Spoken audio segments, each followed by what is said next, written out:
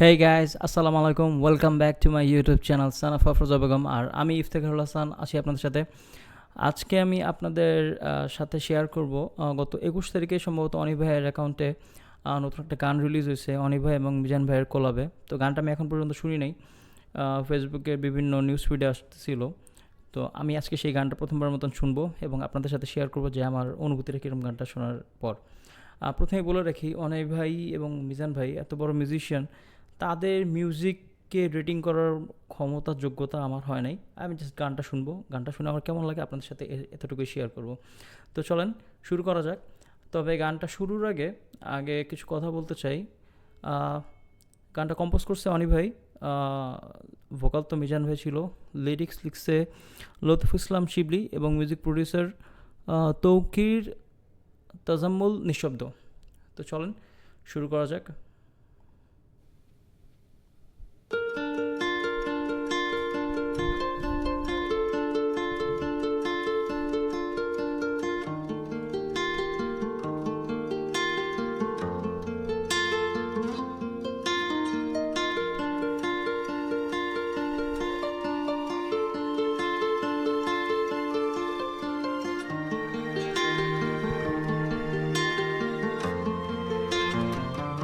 Beautiful জোস। যে আঙুল ধরে হাঁটতে শিখেছি, যে শাসন আমাকে দিয়েছে মানুষের আসন, আমি ছিলাম চারা গাছ তোমার আদরে আদরে, বেড়ে হয়েছে বৃক্ষের ডালপালা। ও মা, তুমি থাকো আমার এই নিঃশ্বাসে, সকল দীর্ঘশ্বাসে। মা, তুমি বিশালতার নীলামি, পাখি সে আকাশে।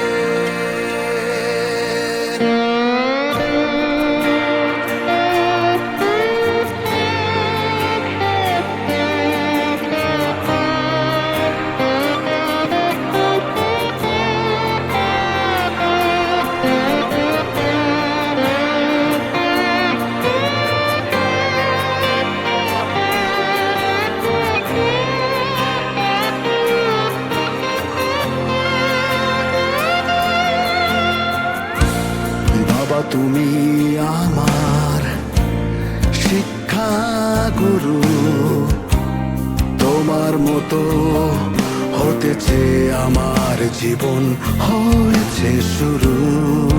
খুঁজে ফিরি সেই আঙুল, তোমার ব্যাক ব্রাশ করা চুল, কে শুধরে দেবে আমায় জীবনের প্রতিটি প্রতিটি ভুল। তুমি বিশালতার নীলামি, পাখি সেই আকাশে। তাই আমি শিখে গেছি কিভাবে বাঁচতে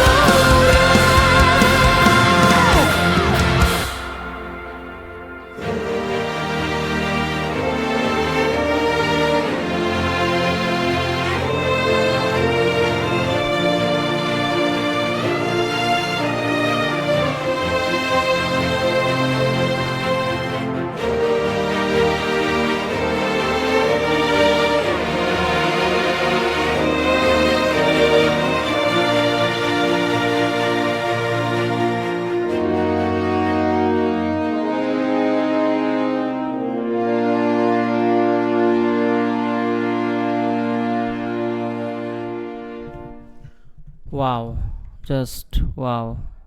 থ্যাংক ইউ অনি ভাই, থ্যাংক ইউ মিজান ভাই, সুন্দর একটা জোস একটা কম্পোজিশন দেওয়ার জন্য। 6 মিনিট 41 সেকেন্ড, বিশাল বড় একটা গান।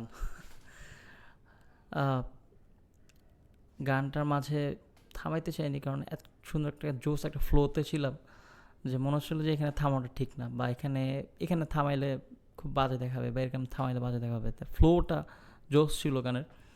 তবে আমার কাছে একটা জায়গা একটু আনইউজুয়াল লাগছে, সেটা হচ্ছে কি যে সেকেন্ড প্যারা যখন বাবা নিয়ে লাইনটা শুরু করে, একটু ওই জায়গাটা যাই। প্রথম প্যারার থেকে সেকেন্ড প্যারা হঠাৎ করে কেমন যেন মনে হলো যে স্কেলটা এরকম লাগলো কেন। এই বিশালতার নীলামি পাখি সে আকাশে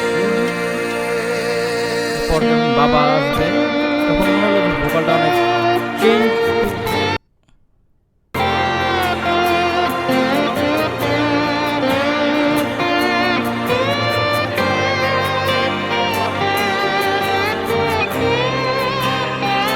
এখান থেকে আগে শুরু হবে। বাবা তুমি ভোকালটা আমার আমার মনে হচ্ছে যে মানে কেমন সরে গেল, গুরু স্কেল চেঞ্জ হয়ে গেলো, সাউন্ডটা তোমার মতো জাস্ট এতটুকুই। এছাড়া তো লিডগুলো তো জোস ছিল অনিক ভাইয়ের, এবং মাঝখানে তো ছিল যে গানস অ্যান্ড রোজেসের সেই ঐতিহাসিক লিডের, এবং প্যাটার্নটা ওইভাবে নিচ্ছে উপর থেকে। আর লিরিক্সটা খুব জোস ছিল, লিরিক্সটা আমার কাছে খুব ভালো লাগছে। বর্তমান সময় আমরা যেরকম প্রেম নিয়ে গান শুনি, এটা একটু ডিফারেন্ট, বাবা মা নিয়ে।